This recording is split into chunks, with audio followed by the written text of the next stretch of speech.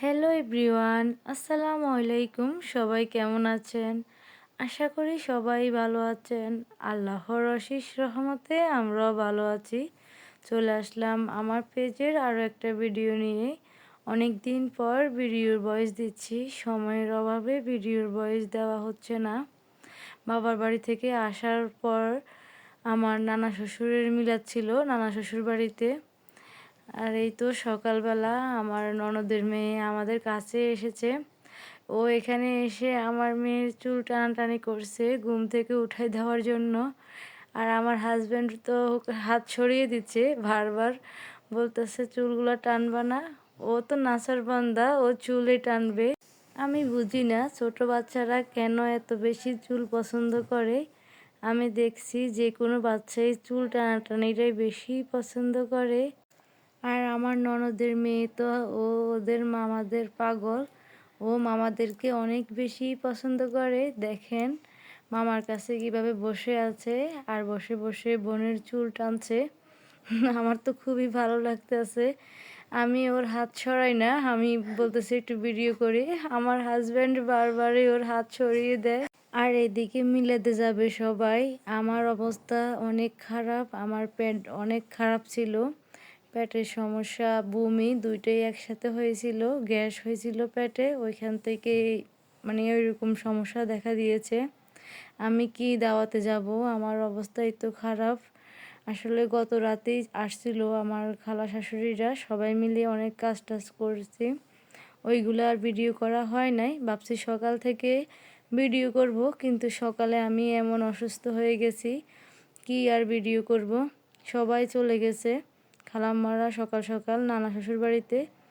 আমার কথা ছিল ওনাদের সাথে যাব, কিন্তু আমি যেতে পারি নাই। আমার শরীরের অবস্থা অনেক বেশি খারাপ ছিল। এই তো আমার হাজব্যান্ড মোটরসাইকেল দিয়ে আমাকে দিয়ে আসতেছে। আর যাওয়ার পথটা ছিল অনেক খারাপ, আরও অসুস্থ হয়ে গেছি। এই যে দেখতেই পাচ্ছেন, এটা হলো আমার নানা শ্বশুর বাড়ি।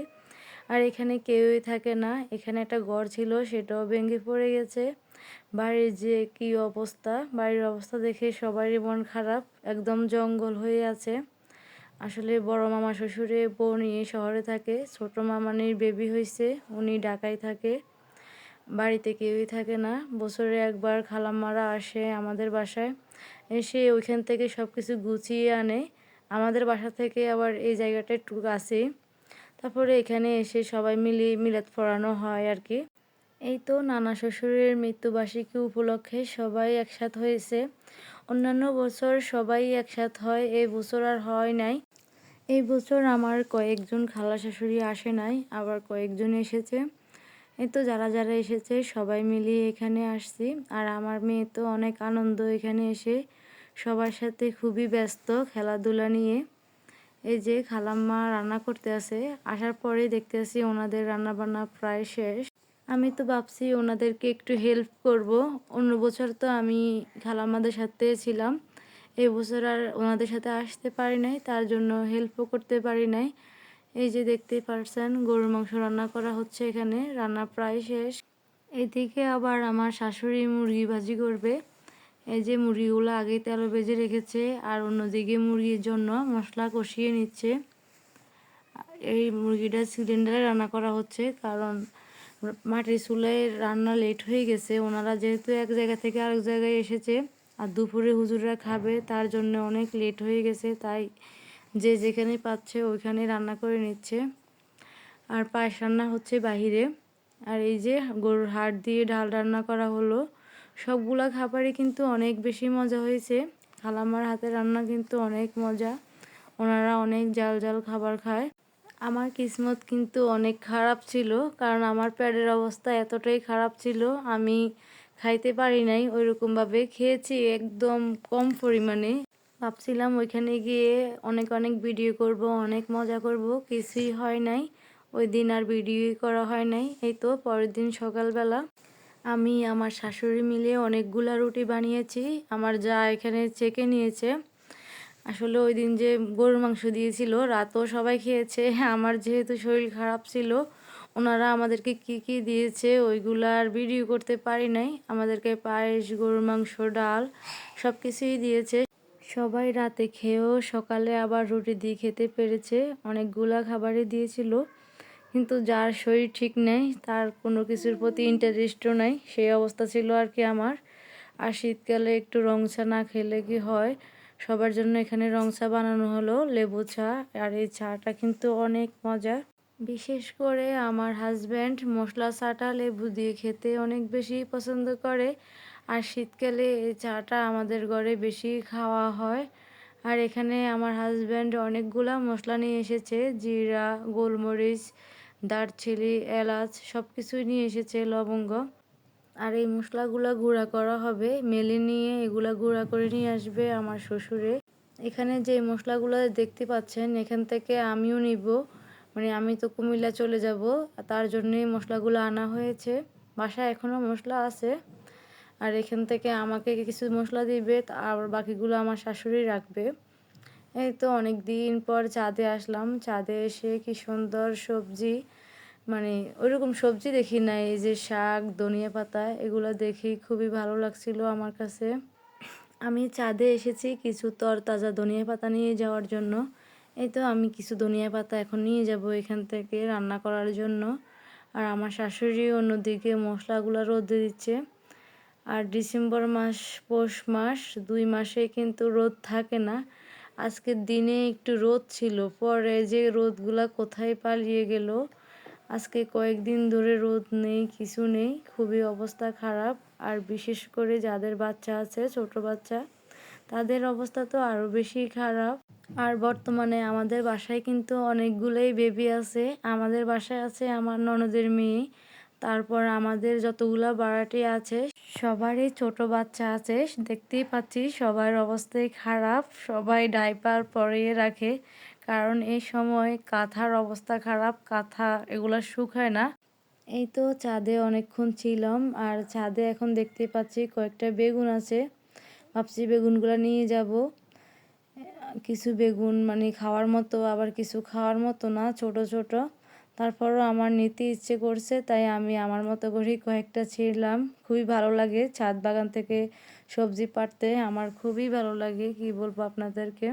আর গত বছরের তুলনায় এই বছর আমাদের ছাদ বাগানে ওই রকম সবজি নেই। গত বছর কিন্তু অনেক অনেক সবজি ছিল, এবার কেন জানি আমার শ্বশুর ওই রকম সবজি লাগায় নাই। এই যে দেখেন, এখানে একটা ধনিয়া পাতা গাছ, অনেক সুন্দর, এই গাছটা অনেক বড় হয়েছে। আমার শাশুড়ি এই গাছ থেকে পুরাপুরি গাছটা তোলে না, মানে শুধু পাতাগুলা ছিঁড়ে নেয়, তার জন্যই এই গাছটা বড় হয়েছে। আমিও এখান থেকে কিছুটা পাতা ছিঁড়ে নিব এখন। এই যে আমার ধনিয়া পাতা নেওয়া শেষ, বেগুনও নিচ্ছি। আমি পুরোপুরি ভিডিও করি নাই, তার ফাঁকে কিন্তু আমি অনেকগুলা বেগুন নিয়েছিলাম। আর এখানে দেখতেছি আমার শ্বশুরে আবার একটা দুটা করে পেঁয়াজ গাছও লাগিয়েছে। আর আমাদের বাসায় কিন্তু মরিচ ছিল, তারপরও আমার কেন জানি গাছের মরিচ ছিঁড়তে ইচ্ছে করছিল। মরিচগুলা একদম পাকা পাকা হয়ে আছে, ওনারা ছিঁড়তেছে না। আমি তারপরও কয়েকটা মরিচ নিয়ে নিয়েছি, পরবর্তীতে আবার আমার শাশুড়িও কয়েকটা নিয়েছে। আসলে গাছের মরিচ ভাতের সাথে খেতে কিন্তু ভালো লাগে, মুড়ি মাখা ভাত এগুলোর সাথে। আর মরিচগুলো দেখেন কতটা অপুষ্টিকর কেন জানি, এখনই লাল হয়ে আছে, দেখা যায় এখনই সিজন আসে নাই, সিজনের আগে কেমন জানি হয়ে যাচ্ছে।